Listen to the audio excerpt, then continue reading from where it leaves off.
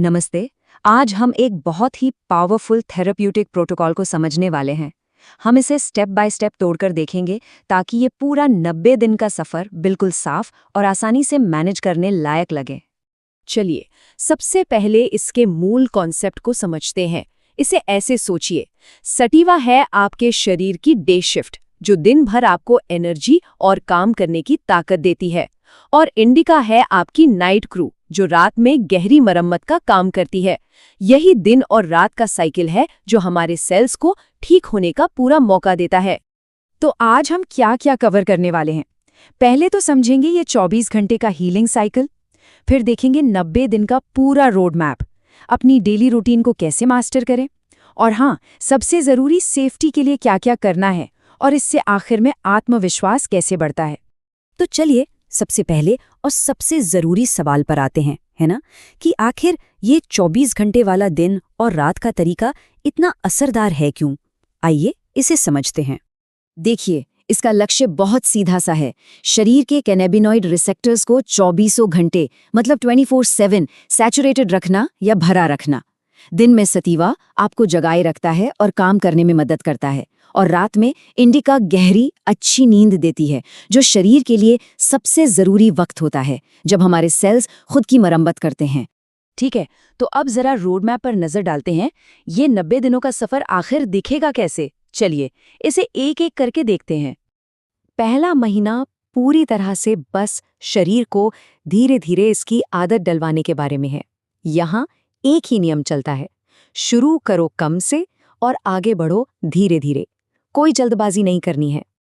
अब डोज को लेकर अक्सर लोग कंफ्यूज हो जाते हैं, है ना? लेकिन ये तरीका बहुत ही कमाल का है।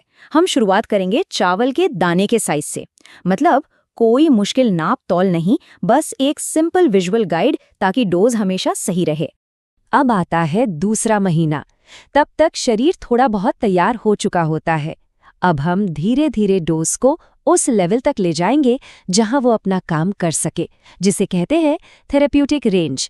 इसका मतलब है हर कुछ दिनों में मात्रा थोड़ी सी बढ़ाना, लेकिन हाँ, हमेशा अपने शरीर की सुनते हुए।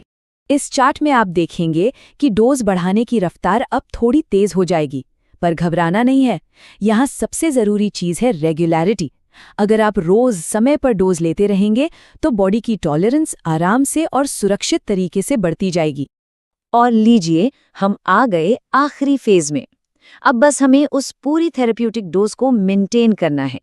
इस स्टेज तक आते आते शरीर पूरी तरह से इसके लिए तैयार हो चुका होता है और आप सही रास्ते पर होते हैं। तो आखिरी फेज में डेली रूटीन कुछ ऐसा दिखेगा। और देखिए, चीज़ों को और आसान बनाने के लिए अब हम चावल के दाने से मटर के दाने के साइज पर आ गए हैं। एक बात याद रखनी बहुत ज़रूरी है, ये सब सिर्फ सही डोज लेने के बारे में नहीं है। असल कामयाबी के लिए एक बढ़िया डेली रूटीन बनाना भी उतना ही ज़रूरी है। चलिए देखते हैं कि वो कौन सी आदतें हैं। ये 4 आदतें समझ लीजिए आपकी सफलता की नींव है। जैसे डोज को हमेशा किसी हेल्दी फैट के साथ लेना, जैसे कि एवोकाडो या नारियल का तेल। ऐसा क्यों? क्योंकि कैनाबिनॉइड्स फैट सॉल्युबल होते हैं, मतलब वो फैट में घुल जाते हैं, जिससे बॉडी उन्हें बहुत अच्छे से अब्जॉर्ब कर पाती है। फिर सही माप, अलार्म और लॉगिंग, ये सब मिलकर इस प्रक्रिया को आसान बना देते हैं। और हाँ, एक जर्नल मेंटेन करना शायद इस पूरे सफ़र में सबसे मददगार चीज़ साबित हो सकती है। इससे आपको पता चलेगा कि क्या चीज़ काम कर रही है, क्या नहीं। अगर कभी कोई दिक्कत महसूस हो तो आप तुरंत पता लगा सकते हैं कि वजह क्या थी। ये बिल्कुल आपकी अपनी पर्सनल गाइड बुक की तरह है। अब आते हैं सबसे ज़रूरी बात पर, सेफ्टी। देखिए, अगर तैयारी पूरी हो तो कंट्रोल हमेशा आपके हाथ में रहेगा। तो चलिए उन चीज़ों पर बात करते हैं जिनका खास ख्याल रखना है। इस बात को बिल्कुल हल्के में नहीं लेना है। कैनबिस कुछ दवाओं के साथ इंटरैक्ट कर सकता है, जैसे कि खून पतला करने वाली दवाएं या डायबिटीज़ की दवाएं। इसलिए अगर आपकी कोई और मेडिकेशन चल रही है तो प्लीज़ अपने डॉक्टर से बात करना सबसे ज़्यादा ज़रूरी है। अपने शरीर के संकेतों को सुनना सीखें, ये बहुत ज़रूरी है। अगर कभी दिल की धड़कन अचानक तेज हो जाए, या खड़े होने पर सिर घूमे, या बहुत ज़्यादा बेचैनी हो, तो ये आपकी बॉडी का सिग्नल है। ये कह रही है कि थोड़ा रुको। इसका मतलब है कि कुछ देरों के लिए डोज बढ़ाना रोक दें, ज़बरदस्ती आगे नहीं बढ़ना है। इसे मैं कहता हूँ आपकी पर्सनल सेफ्टी किट। कुछ चीजें हैं जो हमेशा हाथ के पास रखनी चाहिए, जैसे थोड़ी सी काली मिर्च के दाने, कच्चा शहद और एक ब्लड प्रेशर मॉनिटर। अगर कभी असर थोड़ा तेज लगे तो ये छोटी छोटी चीजें आपको शांत रहने और सिचुएशन को कंट्रोल करने में बहुत मदद करेंगी। और आखिर में ये समझना जरूरी है कि ये सफर सिर्फ शरीर का नहीं है।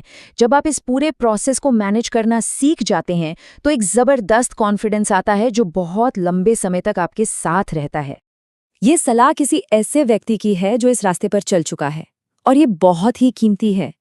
जर्नल में ये लिखना कि आपने तेल कब लिया, किसके साथ खाया और 2 घंटे बाद कैसा महसूस हुआ, ये आपको अपनी बॉडी के लिए जो सही स्वीट स्पॉट है वो ढूंढने में बहुत तेजी से मदद करेगा। तो बात घूम फिरकर एक ही चीज पर आती है, कंसिस्टेंसी। जब आप हर दिन एक ही रूटीन को फॉलो करते हैं तो एक मुश्किल सा लगने वाला मेडिकल प्रोटोकॉल भी एक आसान रोज की आदत बन जाता है, और इसी से आपका खुद पर और इस प्रोसेस पर भरोसा बनता है। तो सवाल बस इतना है कि उस रूटीन को बनाने के लिए आज, अभी, वो कौन सा पहला छोटा सा कदम उठाया जा सकता है। हो सकता है वो बस एक डायरी और पेन खरीदने का हो, या फिर अपने फोन में पहले हफ्ते के लिए अलार्म सेट करने का। याद रखिए, हर बड़ा सफर एक छोटे से कदम से ही शुरू होता है।